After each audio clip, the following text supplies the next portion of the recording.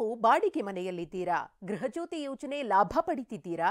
ಬಾಡಿಗೆ ಮನೆ ಚೇಂಜ್ ಮಾಡಬೇಕು ಅಂದಾಗ ಉಚಿತ ವಿದ್ಯುತ್ ಪಡೆಯೋಕೆ ಸಮಸ್ಯೆ ಆಗ್ತಿತ್ತಾ? ಇದಕ್ಕೆಲ್ಲ ಸರ್ಕಾರ ಇದೀಗ ಪರಿಹಾರ ಕೊಡೋದಕ್ಕೆ ಮುಂದಾಗಿದೆ. ಹಾಗಾದ್ರೆ ಏನ್ ಪರಿಹಾರ ಅಂತೀರಾ? ಈ ಸ್ಟೋರಿ ನೋಡಿ.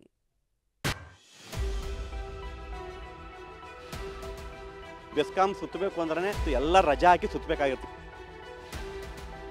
ಹೊಸ ತಂತ್ರಾಂಶವನ್ನು ಅದಕ್ಕೆ ಅಳವಡಿಸ್ತಾರೆ. ಗೃಹಜ್ಯೋತಿ ಕಾಂಗ್ರೆಸ್ನ 5 ಗ್ಯಾರಂಟಿಗಳಲ್ಲಿ ಒಂದು. ಗೃಹಜ್ಯೋತಿ ಯೋಜನೆ ಮೂಲಕ ರಾಜ್ಯದ ಕೋಟ್ಯಾಂತರ ಜನರ ಮನೆಗಳಲ್ಲಿ ಉಚಿತ ವಿದ್ಯುತ್ ಬೆಳಗುತ್ತಿದೆ. ಈ ಗೃಹಜ್ಯೋತಿ ಯೋಜನೆಯನ್ನ ಮತ್ತಷ್ಟು ಜನಸ್ನೇಹಿ ಮಾಡಲು ಸರ್ಕಾರ ಮುಂದಾಗಿದೆ. ಬಾಡಿಗೆ ಮನೆಯಲ್ಲಿ ವಾಸಿಸುವ ಫಲಾನುಭವಿಗಳಿಗೆ ಗುಡ್ ನ್ಯೂಸ್ ಕೊಟ್ಟಿದೆ.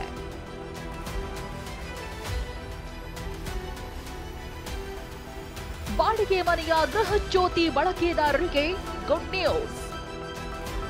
ಮನೆ ಚೇಂಜ್ ಮಾಡಿದ್ರೂ ಆನ್ಲೈನ್ ಮೂಲಕವೇ ಬದಲಿಸಬಹುದು. ಹೌದು, ಬಾಡಿಗೆ ಮನೆಗಳಲ್ಲಿ ವಾಸಿಸುವವರಿಗೆ ಅನುಕೂಲವಾಗುವಂತೆ ರಾಜ್ಯ ಸರ್ಕಾರ ಗೃಹಜ್ಯೋತಿ ಯೋಜನೆಯಲ್ಲಿ ಕೆಲ ಬದಲಾವಣೆ ಮಾಡಿದೆ.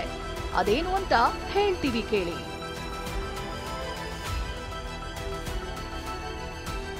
ಸದ್ಯ ಬಾಡಿಗೆ ಮನೆಗಳಲ್ಲಿ ವಾಸಿಸುವವರು ಗೃಹಜ್ಯೋತಿ ಲಾಭ ಪಡೆಯುತ್ತಿದ್ದಾರೆ. ಆದರೆ ಮನೆ ಬದಲಾವಣೆ ಮಾಡಿದಾಗ ಆನ್ಲೈನ್ ಮೂಲಕ ಹಳೆ ಮನೆ ನೋಂದಣಿ ರದ್ದು ಮಾಡಲು ಅವಕಾಶವಿರಲಿಲ್ಲ.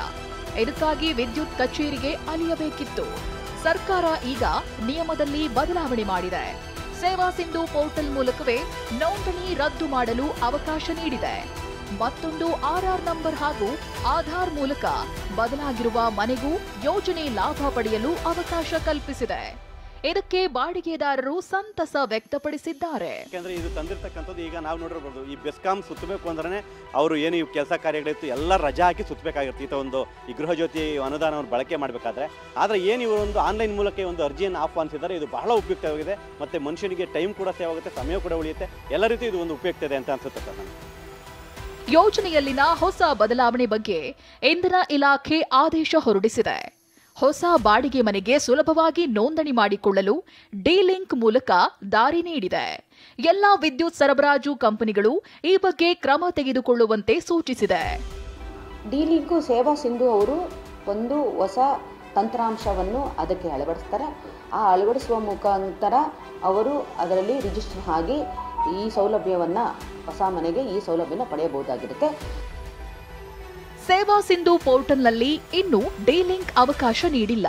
ಇನ್ನೊಂದು ವಾರದಲ್ಲಿ ಈ ಆಯ್ಕೆಗೆ ಅವಕಾಶ ನೀಡುವ ಸಾಧ್ಯತೆ ಇದೆ. ಕಿರಣ್ ಸೂರ್ಯ, ಟಿವಿ9 ಬೆಂಗಳೂರು.